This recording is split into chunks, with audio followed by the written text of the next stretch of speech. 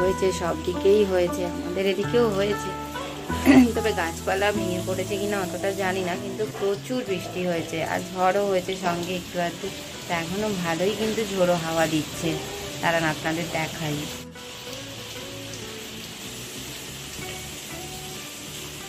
এই দেখুন ভালোই কিন্তু ঝোড়ো হাওয়া এখনো দিচ্ছে। বৃষ্টিটা এখন একটু ধরেছে।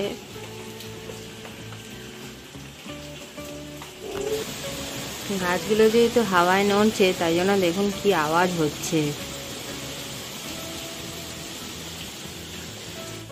চা করে নিয়ে চলে এসেছি, এখন প্রায় 9:15 মতো বাজে। তো বড় মামি বাড়ি চলে গেছে, কারণ কালকে রাত্রিবেলা থেকে বোনের খুব শরীর খারাপ, তো ভোরবেলার দিকে ফোন করেছিল, তাই জন্য বড় মামি একদম 7টার সময় চলে গেছে। আমি একটুখানি এগিয়ে দিতে গেছিলাম, এই ঝড় বৃষ্টিতেই চলে গেল, কিছু করার নেই।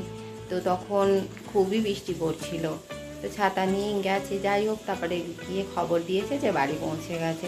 তো ভিজে তো গেছে, আমি পৌঁছাতে গেছি, আমি অল্প একটু ভিজে গেছি। তো চলুন এখন চাটা খেয়ে নিয়ে দিয়ে অন্যান্য কাজগুলো এখন করি। আজকেও গান শুনতে শুনতে একটুখানি চা খেয়ে নিচ্ছিলাম। সকালে টিফিনের জন্য আলু ভাতে ভাত। কাল যেহেতু শরীরটা একদম ভালো ছিল না, তাই জন্য আজকে অন্য কিচ্ছু খাবো না, একটুখানি খাবো আজকে।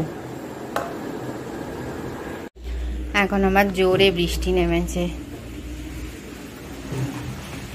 কি অবস্থা, হাওয়াও দিচ্ছে মাঝে মাঝে আর জোরে বৃষ্টি নেমেছে। চলুন রান্নাঘরে যাই, এখন বানাবো একটুখানি চাটনি। এদিকে সবজি কাটাগুলো হয়ে গেছে, আর এই যে আমটাও কেটে রেখেছি, এটা একটু আগে সেদ্ধ করতে দিয়ে দিই। ভালো করে আগে ধুয়ে নিই।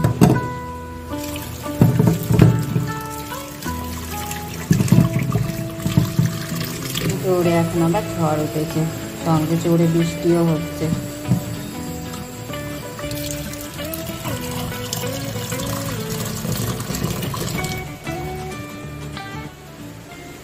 এটা সেদ্ধ করে জলটা ফেলে দেবো, নাহলে বড্ড টক হয়ে যায়।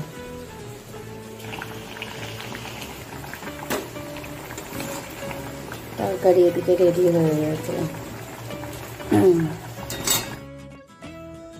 গেছে, কিন্তু চাটনি একদম রেডি, পুরো এক বাটি চাটনি হয়েছে। আমার তো মজাই মজা, দুপুরবেলা আমার দারুণ জমে যাবে। 7:30 মতো বাজে, চলুন যাই নিচে রুটি আনতে। তো বৃষ্টি তো এখনও পড়ছে, আর এই যে ছাতা নিয়ে নিয়েছি ওই জন্যে। যাই, চলুন দেখি আজকে আবার করেছে কিনা, এটাও ব্যাপার।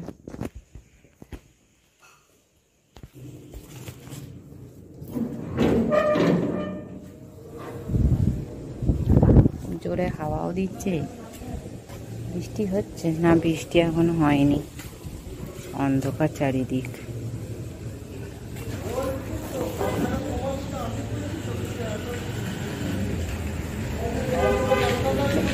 নিচে গিয়ে দেখি ওই একটাই পোস্টের আলো জ্বলছে, খুব একটাই দেখুন আলো জ্বলছেই না বলা যায়, অন্ধকার অন্ধকারই হয়ে রয়েছে।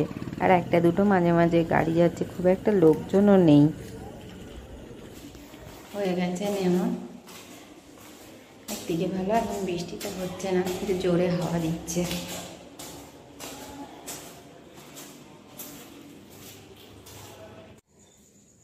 এই নেল পালিশটা তো পরেছিলাম, যাই হোক এটা এখন তুলে আবার এটা পরছি।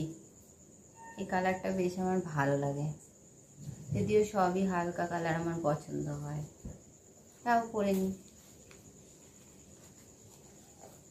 তুলতেই তো অবস্থা খারাপ হয়ে যাবে, এই যে রিমুভার শেষ হয়ে যাবে, নেল পলিশ উঠবে না।